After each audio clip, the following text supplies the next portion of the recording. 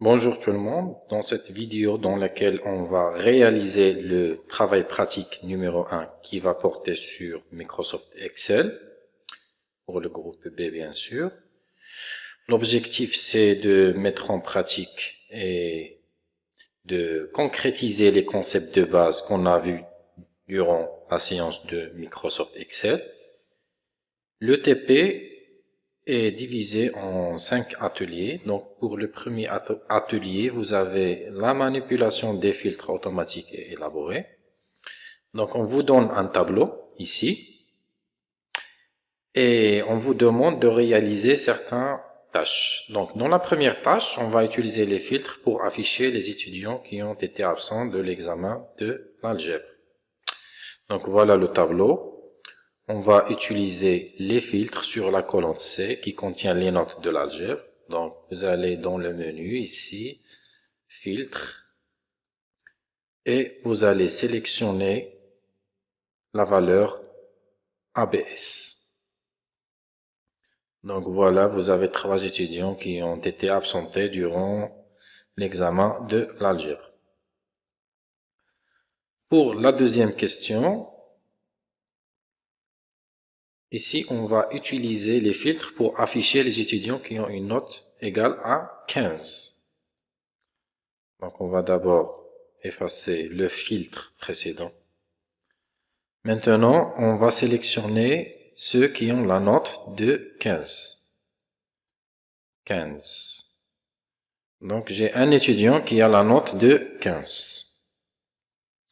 On va effacer le filtre. Ensuite, on va appliquer la mise en forme conditionnelle pour afficher les cellules contenant la valeur ABS, comme dans ce tableau. Donc, le résultat du tableau doit ressembler à ceci. Donc, pour appliquer la mise en forme conditionnelle, on sélectionne d'abord le tableau sur lequel on va appliquer la mise en forme conditionnelle. Puis, on va chercher le groupe style, mise en forme conditionnelle, règle de mise en surbrillance des cellules. Et on voit soit sélectionner égal à, soit texte qui contient. On cherche le texte ABS, donc j'écris ABS ici, oui, OK. Donc voilà, les valeurs des cellules qui ont ABS sont colorées en rouge. Donc on passe à l'atelier numéro 2. Donc ici, il s'agit de faire des calculs par formule. Vous avez un tableau. Dans l'atelier 2, sur la deuxième feuille, d'accord, vous avez ici un tableau. Donc la première question, il s'agit de calculer dans la cellule E2. E2, c'est l'intersection entre la colonne E avec la ligne 2. Donc c'est celle-là, donc c'est celle-là. Donc dans la cellule E2, on va calculer le total hors taxe. OK. Ici, en utilisant la formule C2 fois D2. Donc j'écris égal C2 étoile D2. Puis entrée, voilà le total hors taxe du mois de janvier. Puis on va appliquer la formule sur les autres lignes en collant la formule dans les autres cellules de la même colonne E. Ensuite, deuxième question, on va calculer la TVA en utilisant la formule suivante. Donc TVA, par la même méthode, dans la même ligne, la deuxième ligne, c'est le total hors taxe, étoile, ou bien fois 20%. Entrée, puis je vais coller la formule dans les autres lignes. Troisième question, calculer le TTC, c'est le hors taxe plus le TVA. Donc, dans la cellule G2, je vais sommer le total hors taxe plus total TVA. Entrée. Puis je colle la formule dans les autres lignes. Très bien. Nous avons terminé maintenant l'atelier 2. On va passer à l'atelier numéro 3 qui concerne calcul statistique par fonction. Donc ici vous avez le premier tableau. On va calculer la moyenne, puis l'observation. D'abord, pour calculer la moyenne, on va utiliser cette formule. Dans l'atelier 3, ici, vous avez plusieurs notes. On va calculer la moyenne. Donc, pour calculer la moyenne, on utilise la formule égale, puis la fonction moyenne. Et la plage des notes. Je ferme la parenthèse, puis entrée. Je colle la formule dans les autres lignes. Deuxième question. Ici, on va utiliser la fonction si pour afficher une observation selon la moyenne. Si la moyenne égale ou supérieure à 10, on va afficher validé, sinon on va afficher rattrapage. Alors, ici, on va utiliser la fonction si égale si. Trois arguments qui sont obligatoires dans la fonction si. D'abord, le test logique. Le test logique, on va tester est-ce que la moyenne qui est contenue dans la cellule G2 est supérieure ou égale à 10. C'est la condition pour afficher le texte validé. Toujours le texte entre cotes. Donc sinon, si la moyenne n'est pas supérieure ou égale à 10, c'est-à-dire le test échoue, on va afficher le deuxième argument, ou bien le troisième argument, c'est rattrapage. Rattrapage avec cote, toujours.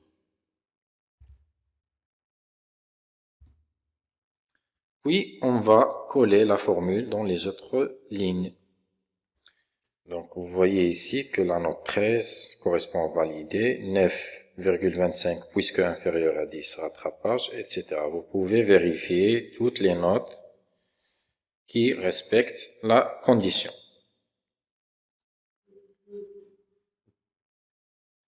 Ensuite, dans la cellule J6, on va afficher le nombre des étudiants qui ont l'observation validée avec cette formule.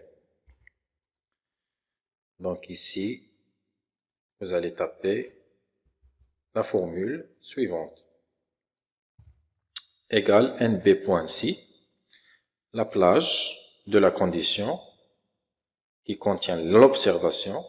Donc on va compter le nombre des cellules qui contient le mot validé. Validé, c'est le deuxième argument, c'est le critère. Ensuite, entrée, nous avons trouvé 10. De la même manière, je vais calculer le nombre des étudiants en rattrapage. Ici, vous allez remplacer validé par rattrapage. Donc, vous avez 11 étudiants qui sont en rattrapage. Vous pouvez vérifier ça en comptant les cellules qui contiennent le mot rattrapage. Très bien. Donc, atelier 4, vous avez un tableau, mais il y a des valeurs qui manquent. On va remplir les valeurs avec les formules. Première question, on va calculer pour chaque référence le prix hors taxe en utilisant la formule suivante. Ici, on sait déjà que le montant hors taxe, c'est le prix unitaire fois la quantité. Donc, je vais utiliser la formule égale. Je clique sur la quantité multipliée par le prix unitaire. Ensuite, je copie et colle la formule dans les autres lignes. Deuxième question. Pour chaque référence, le prix hors taxe selon la promotion en utilisant la fonction si. Si la référence est concernée par la promotion, oui, appliquer la remise. Sinon, on va garder le prix hors taxe en utilisant cette formule. Donc ici, j'utilise la formule égale. Donc la condition est faite sur la colonne E. Donc si la cellule E2 contient le mot oui, je vais appliquer la remise, c'est-à-dire le montant hors taxe D2 moins le montant de la remise. La remise, c'est indiqué dans la colonne F. Sinon, si la cellule ne respecte pas ou bien ne contient pas le mot oui, on va tout simplement afficher la valeur D2 sans remise. Ensuite, on va copier-coller les valeurs dans les autres cellules.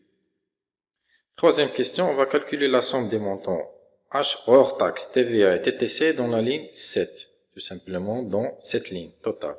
C'est-à-dire le total de ces cellules. Donc, on va appliquer la formule somme. Pour la TVA, c'est le montant hors taxe avec remise fois 20%. Ensuite, je mets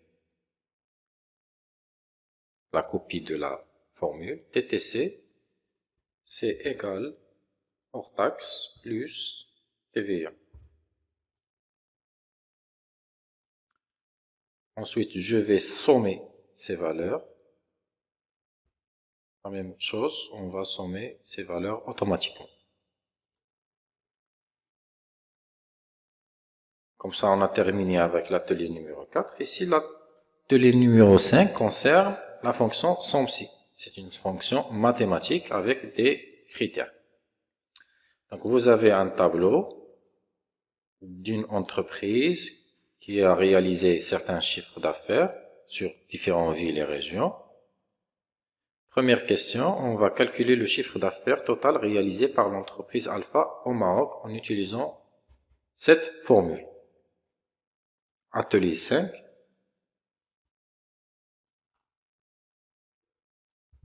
Donc la première question, on va sommer le chiffre d'affaires, c'est-à-dire les valeurs de la colonne E, avec la fonction égale somme de la ligne ou bien de la cellule E2 jusqu'à E64. OK. Deuxième question, calculer le chiffre d'affaires réalisé dans la région de l'Oriental en utilisant cette formule. Donc ici, on va sommer le chiffre d'affaires, mais seulement dans la région de l'Oriental, c'est-à-dire les valeurs qui correspondent à la valeur dans la colonne A orientale. D'accord? Donc en utilisant la fonction somme.si, premier argument, c'est la plage. On va sommer les chiffres d'affaires. Les chiffres d'affaires sont dans la colonne, ou bien la plage du critère, c'est l'oriental. L'oriental est situé dans la colonne A. D'accord? Ensuite, deuxième argument, c'est le critère. Le critère, c'est le mot l'oriental. Et je vais sommer quoi? Je vais sommer les chiffres d'affaires. Ensuite, entrée. Troisième question, calculer le chiffre d'affaires réalisé dans la ville de Rabat en utilisant la formule suivante. Question 3, donc je vais coller la formule. Égale somme.si. Ensuite, la plage. La plage B, parce que c'est la colonne B qui contient le critère Rabat. C'est le deuxième argument. Ensuite, je vais sommer quoi? Je vais sommer toujours le chiffre d'affaires. Donc, j'indique les valeurs qui contiennent, ou bien les cellules qui contiennent le chiffre d'affaires. Ensuite, entrée. Question 4. le chiffre d'affaires réalisé par les villes ayant un seul point de vente. Donc, je vais chercher la colonne qui va contenir les points de vente. Donc, c'est la colonne D. Il s'agit de mettre la plage de critères dans le premier argument. Donc, le premier argument, c'est la plage de D2 jusqu'à D64 parce que c'est la colonne D qui contient les points de vente. Ici, on cherche un seul point de vente. Donc, je vais indiquer le critère 1 pour le deuxième argument. Troisième argument de la fonction somme.si. Qu'est-ce que je vais sommer? Je vais sommer les chiffres d'affaires.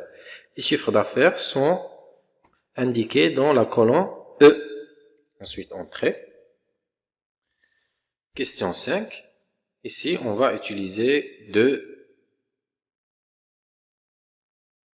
arguments, ou bien deux critères. On va calculer le chiffre d'affaires réalisé par les villes ayant un seul point de vente, c'est le premier critère. Deuxième critère, qui commercialise un seul produit, en utilisant la formule suivante.